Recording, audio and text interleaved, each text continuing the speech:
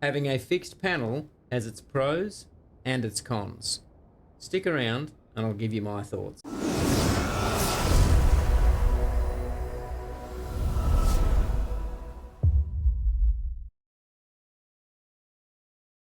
Well, good day everyone. Thanks for joining and I hope you're well. Yes, having a fixed panel certainly has its benefits and also some drawbacks.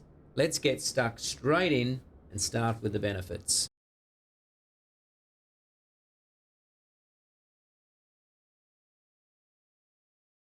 Without a doubt, immersion is an absolute game changer here. When you have a fixed physical panel, effectively one-to-one size in front of you, it is really immersive. It just adds to that whole immersion, in particular when it's wrapped around and you're inside of a physical shell as well. But that's another video. Having a physical cockpit in front of you just adds that additional dimension. It's no longer virtual. You're looking at it, you're touching and feeling stuff. Everything else is there. So whether it be the throttle and the mixture or the trim or the flaps, obviously the G1000 controls in MFD and PFD, you name it, it's all in front of you, and it's great because you literally feel as if you're doing the real thing. Just adds that layer of immersion, and it's probably the biggest benefit, and obviously the most obvious one as well. Having a physical shell adds to a layer of immersion, and I don't think that there's been anyone that has ever built a shell that said it hasn't added to the immersiveness of being involved in your sim.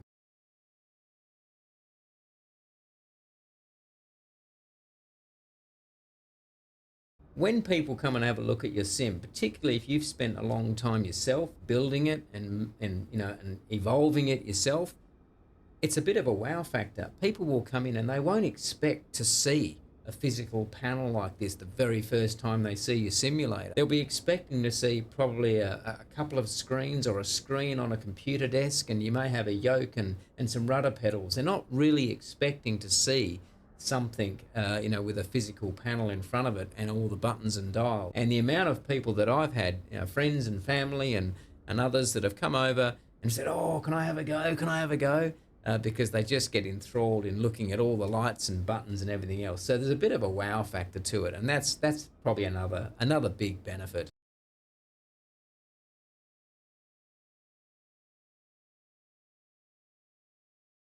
Believe it or not, muscle memory plays a part as well. And as you spend your time in the simulator when you're flying, the amount of muscle memory that comes into play as you are flying along.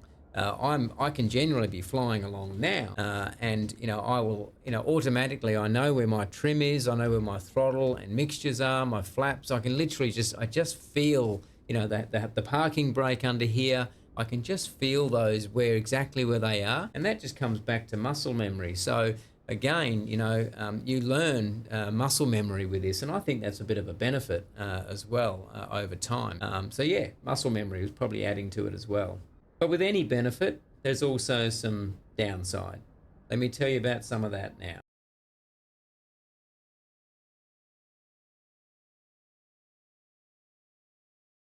If you think about it, a G1000, standby gauges, throttle mixtures, flaps, panels, trim wheel, fuel selector, which is down below the camera, the iPad, the switch panel, obviously you've got breaker circuits. If you're trying to replicate effectively what you see in a real plane, in my case, C172 G1000, that all adds up, and that gets quite costly.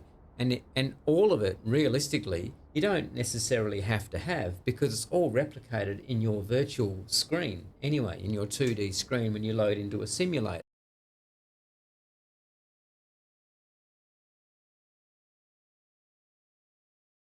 Can also be quite time consuming, because the more peripherals that you add to your simulator, the more propensity for things to potentially go wrong with your computer. So you might find yourself, as I do, tweaking from time to time as well, just to get yourself flying, and that can be quite time consuming.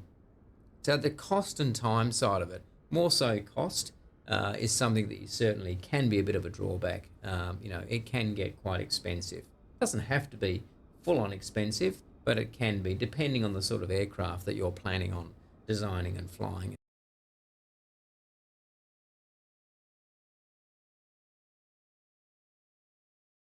One of the biggest drawbacks that I want to bring to people's attention is, and certainly is the case for me, and anyone that's trying to do a 172, and hopefully people will agree in the comments below, and that is obstruction of your front TV.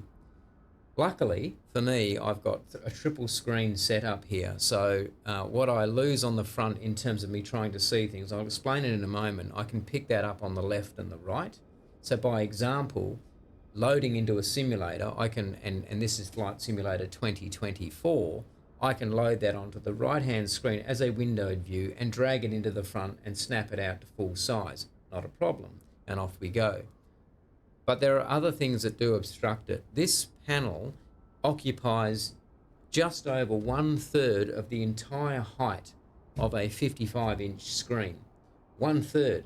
So the lower third of your entire screen is gone. If you have a single monitor setup and you're planning to put a panel in front of it, and if you're trying to get that panel quite close, and for mine it's about 1 inch off of the front of the TV screen, and you're running Windows 11 as an example, Windows 11's icons are all down the bottom, and you can either have them at the center or off to the left hand side if I'm not mistaken. Unlike Windows 10, I believe you could drag them around. So you're blocking all of your icons and you can't see them. I can't see any of those down there at all. But as I said, I've got a triple screen monitor, and so my primary is off to the right. That's what serves my Windows setup. So we can overcome that problem. But a problem that I can't overcome is if I want to adjust any of the TV settings for this particular TV, which is a Samsung, by the way, I can't get to the settings because I can't see them. I physically cannot see them. So that's a real problem. The front screen is always a problem, and I end up having to, get a bit of a mirror to shimmy down to see what is actually going on down the back there. So that's quite frustrating, not being able to see it. Yeah. The other thing as well, believe it or not, is because of the obstruction, and for this particular TV, me using, if I've got one here, my remote control that turns it on and off, I can't physically, this won't, just by clicking straight in like this, and I'm pushing it now, nothing's happening because it won't, because it's all blocked. I actually have to go around the back of the television to make this thing turn on and off. So I guess with all of that ramble, what I'm saying is be prepared if you are going to set your panel height, which should be a height, if you're trying to make it look real, to where you would generally be sitting if you were in an aircraft anyway, that is the panel is quite high, that it's going to block a fair bit of your primary screen in front of you. And that can be a bit of a drawback.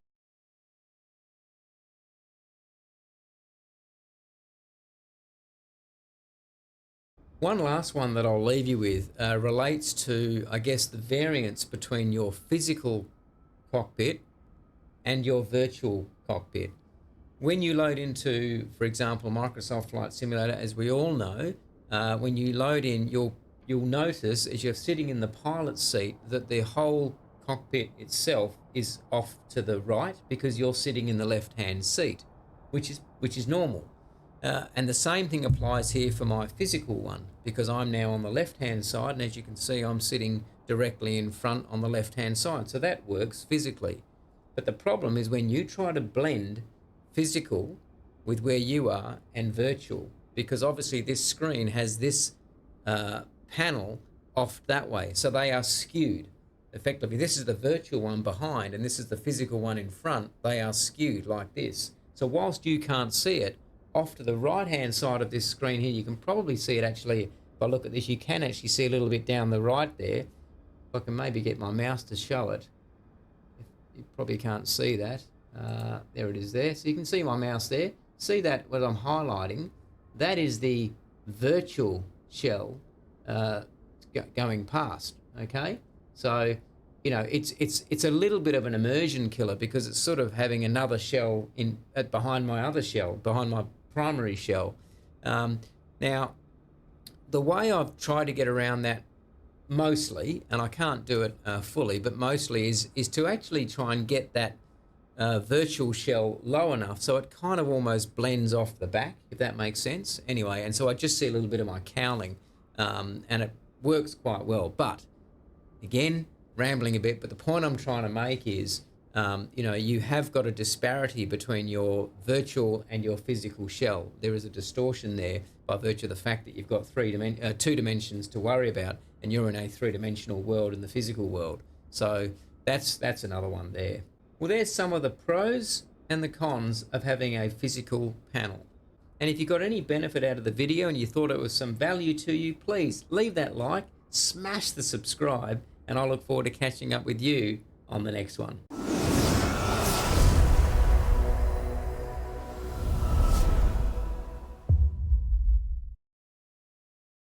With you that you have on the peripherals and